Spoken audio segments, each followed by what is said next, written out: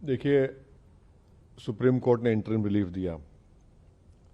हमारी पार्टी का और all India Muslim personal law board का ये स्टैंड रहा है कि ये पूरा कानून काला कानून है, ये अनकॉन्स्टिट्यूशनल है। इसलिए अनकॉन्स्टिट्यूशनल है ये कि फंडामेंटल राइट्स को वायलेट करता है, चाहे आर्टिकल 14 हो, 15 हो, 25 और 26 29 हो। तो ये जो इंटरिम ऑर्डर है, इससे हटकर हम इसको कॉशियसली देखते हैं। क्यों देखते हैं? क्योंकि इसमें करीब 45-48 अमेंडमेंट्स हैं। एक अमेंडमेंट ऐसा है कि अभी जब हम बात कर रहे हैं, लिमिटेशन एक्ट अप्लाई हो रहा है, तो जितने लोग लैंड ग्रैबर्स हैं या एंक्रोचर्स हैं वो मालिक बन रहे हैं। और फिर वफ इवैक्यू प्रॉपर्टीज जो है वो ख़ास तौर से देश में पूरी जगह पर और पंजाब हरियाणा में बहुत है, वो अब गवर्नमेंट कस्टोडियन में चले आएंगे, तो वक्फ बोर्ड से हम उसको लूज कर रहे हैं। तीसरा यह है कि सेक्शन 2 में जो ट्रस्ट एक्ट है, जो सुप्रीम कोर्ट ने जजमेंट में कहा था कि वो वक्फ की प्रॉपर्टी है, गवर्नमेंट ने सेक्शन 2 के जरिए पूरे ट्रस्ट को निकाल दिया वक्फ से। और इसका पहला फायदा होगा देश के सबसे बड़े दौलतमंद आदमी को, जिसने खोजा ऑर्फनेज पर अपना घर तामीर किया था, जिसका केस अभी सुप्रीम कोर्ट से है। तो सेक्शन 2 से उसको फायदा होगा। पूरे जो वक्फ जो ट्रस्ट है उसको ट्रस्ट है बोल के वक्फ से निकल जाएंगे। चौथा ये है कि ये 5 साल का प्रोविजन है। कौन तय करेगा कि 5 साल से प्रैक्टिसिंग मुसलमान है? और अगर कोई महिला होगी तो उसका कौन तय करेगा? और जब वो 5 साल तक मुसलमान के वक्फ को नहीं दे सकेगी, दूसरे धर्म को दे सकेगी, तो ये तो नुकसानदेह है। फिर गवर्नमेंट ऑफ इंडिया ऐसे रूल्स बनाएगी जिससे वक्फ कमजोर होगा, वो फेडरलिज्म का भी वायलेशन होगा। कलेक्टर आज भी किसी मुतवल्ली को ऑर्डर दे सकता है कि भैया आप इस तरह का काम करो, जो उस मुतवल्ली और उसके वाकिफ के खिलाफ होगा। अगर नहीं सुनेगा तो जेल को जाएगा। तो इसमें ऐसे कई प्रोविजंस है, सेक्शंस हैं जो वक्फ बोर्ड को खत्म कर रहे हैं।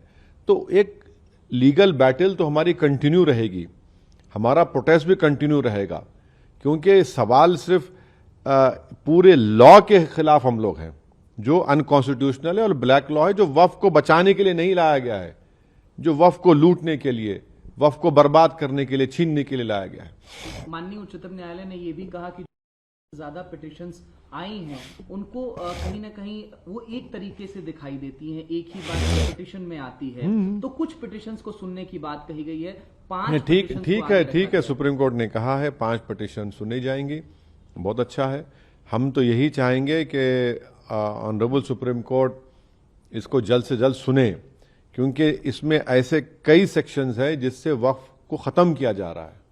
और हम उम्मीद करते हैं कि सुप्रीम कोर्ट इस पर सुनवाई करेगा और एक कंटिन्यूस बेसिस पर फ्यूचर में सुनवाई होगी। सर, वक्फ कानून के लागू होने के बाद देखा कि देश के कई हिस्सों में हिंसक प्रदर्शन हुए। पश्चिम बंगाल से ज्यादातर तस्वीरें देखिए हिंसा जो हो रही है हम उसका कंडेम करते हैं, चाहे वो एक हिंदू धर्म के बाप बेटे का मॉब लिंचिंग हो या फिर एक मुसलमान की पुलिस फायरिंग में मौत हो। मगर सरकार ने यह कानून क्यों लाया? आपने इस तरह का कानून बनाकर भारत के सोशल फैब्रिक को वीक कर दिया। आपने इस तरह का कानून बनाकर भारत की जनता को पैगाम दिया कि हिंदू धर्म के एंडोमेंट बोर्ड, बौद्ध धर्म के, जैन धर्म के, सिखों के गुरुद्वारा प्रबंधक कमेटी के लिए एक कानून होगा और मुसलमानों के लिए अलग कानून होगा। ये आपने किया ना काम, सरकार ने किया काम कि आपने बताया, ये नफरत की मिसाल आपने, डिस्क्रिमिनेशन की मिसाल आपने कायम की है। हम तो कह रहे थे पार्लियामेंट के अंदर ज्वाइंट वर्किंग कमेटी में, हमने टाइसन नोट भी दिया। ये तो सरकार की जिम्मेदारी है। सरकार की इस गलत फैसले की वजह से आप टारगेट कर रहे हैं मुसलमानों के ईमान को, मुसलमानों की मस्जिदों को, दरगाहों को, इमाम बाड़ों को। और अब कैसे उम्मीद करेंगे कि कोई गयूर मुसलमान आपके सामने सर झुका देगा, आपके कानून को एक्सेप्ट कर लेगा, जो कॉन्स्टिट्यूशन के खिलाफ है, फ्रीडम ऑफ रिलीजन के खिलाफ है, आर्टिकल 26 का ग्रेव वायलेशन है। कल सीजे पर चिंता व्यक्त की थी जिस तरीके से हिंसा हो रही थी सर, और कहीं ना कहीं अब आगे किस राह पर देखिए हम वायलेंस के खिलाफ थे, हैं और रहेंगे, मगर प्रोटेस्ट हमारा अधिकार है। हम जनता के दरमियान में जाएंगे, अपनी बात को रखेंगे, प्रोटेस्ट होगा। All India Muslim personal law board ने जो प्रोटेस्ट का प्रोग्राम बनाया, हम उसकी सपोर्ट करते आए, सपोर्ट करेंगे। ह्यूमन चेन का उन्होंने ऐलान किया, एक डेट को ह्यूमन चेन होगी, एक तारीख के दिन कोई डेट अनाउंस होगा जिसमें 10 मिनट के लिए लाइट बंद होगी, महिलाओं का प्रोटेस्ट होगा। प्रोटेस्ट तो डेमोक्रेसी की रूह है भाई, वरना अगर प्रोटेस्ट नहीं होगा तो फिर डिक्टेटरशिप रह जाएगी, फिर जमहूरियत कहाँ रहेगी, लोकतंत्र कहाँ रहेगा। प्रोटेस्ट पीसफुल होना चाहिए और पीसफुल होगा इंशाल्लाह। मैं आपको उदाहरण देता हूं, मानिए कि आप खान पान के मामले में आप वेजिटेरियन हैं, हम नॉन वेजिटेरियन हैं। अब कोई एक कानून बनाए कि हमारा जो समाज है वो सिर्फ वेजिटेरियन खाना ही खा सकता है, तो नॉन वेजिटेरियन का अधिकार नहीं है नॉन वेजिटेरियन खाना खाने का। कोई ये कानून बनाए तो स्टेज जो कोर्ट है इस पर चर्चा सुनना चाहेगा। ये तो नहीं कहेगा कि नहीं हम खाते हैं, हम मांस खाते हैं तो इसलिए हम मांसाहारी हैं तो हम आपको भी सपोर्ट कर देंगे, ऐसा नहीं है। वो कहेगा हमको अपना संविधान देखने दीजिए, संविधान क्या कहता है। संविधान कहता है कि आप गौ रक्षा करो, ये संविधान कहता है, लेकिन संविधान क्या ये कहता है कि आप हर जानवर की रक्षा करो, भेड़ बकरी की भी रक्षा करो, आप क्रूल्टी ना करो, चाहे चिड़िया हो चाहे जानवर हो, अब वो ना करो, वो संविधान कहता है। लेकिन उसके बाद संविधान आपको अपने खान पान का तरीका अपनाने का अधिकार देता है, तो वो कहाँ तक अधिकार है कहाँ तक नहीं है, ये अगर ऐसा कोई कानून बने तो उस पर कानून पे चर्चा कोर्ट कराएगा कि आप बताइए कि आप सही हो या वो सही है, और समाज में क्या बात सही है, क्या होना चाहिए क्या नहीं होना चाहिए। तो कभी कभी ये होता है कि कोर्ट ये कहता है कि भाई जब रामनवमी का दिन है तो उस दिन ये दुकानें बंद रहें, लेकिन एक दिन के लिए कहता है ना, वो ये नहीं कहता है कि जीवन भर बंद कर दीजिए। तो उस तरह से कैसे किया जाता है, वो एक संतुलन बनाने के लिए अपने कॉन्स्टिट्यूशन को, संविधान को देखकर कुछ निर्णय लेता है। लेकिन वो निर्णय जब ही लेगा जब दोनों पक्ष अपनी बात रख सकेंगे, अपनी दलील पेश करेंगे, अपने सारे तथ्य सामने रखेंगे। उसके बाद फिर कोर्ट देखेगा पहले क्या क्या फैसले हुए हैं, उन पर अध्ययन करेगा, उसके बाद फिर कहेगा कि हम समझते हैं कि आपका ये अधिकार है और आपका ये अधिकार नहीं है।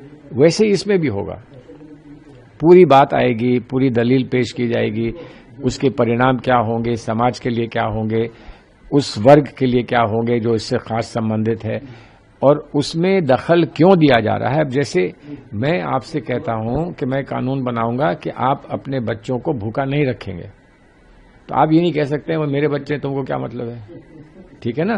क्योंकि समाज को एक दायित्व होता है समाज का कि वो समाज में हर एक का ध्यान रखे, बच्चों का ध्यान रखे, महिलाओं का ध्यान रखे और शिशुओं का ध्यान रखे, सबका ध्यान रखे। तो आप ये नहीं कह सकते कि आपको इसमें दखल देने की क्या बात है।